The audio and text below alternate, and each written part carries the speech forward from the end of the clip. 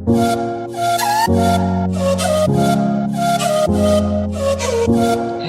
Good morning friends.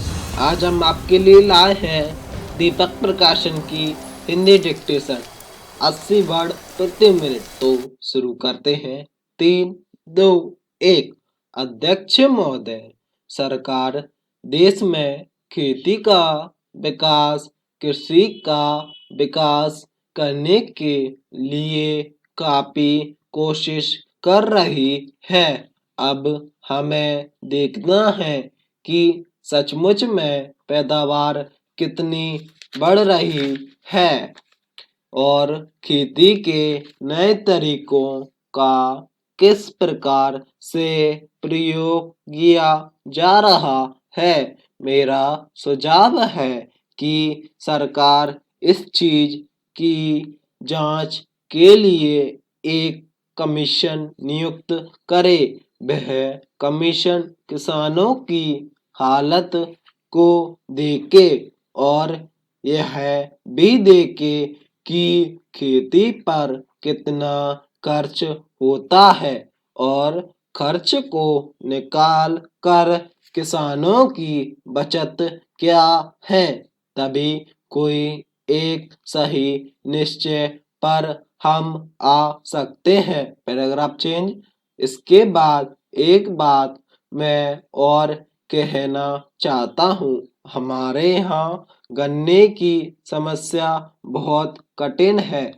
गन्ने के दाम ठीक तरह से नहीं मिलते हैं। सरकार के हिसाब से तो दाम ज्यादा मिल रहा है, लेकिन मैं समझता हूँ कि किसान का खर्चा इतना बढ़ गया है कि इसका खर्चा निकालना मुश्किल हो रहा है। यही नहीं, गन्ने का दाम भी जितना होना चाहिए वह नहीं मिल रहा है।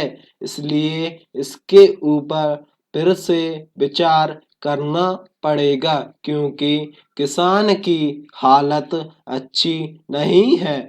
हमारे यहाँ पिछली बार गन्ने का दाम अच्छा मिला तो लोगों ने काफी गन्ने की खेती की, लेकिन इस साल आज अप्रैल का महीना चल रहा है और मेरे क्षेत्र केवल 20% गन्ना अभी तक मिल में भेजा जा सका है। हम कहते थे कि गन्ने की पैदावार काफी है, मिल वाले कहते हैं कि काफी नहीं है।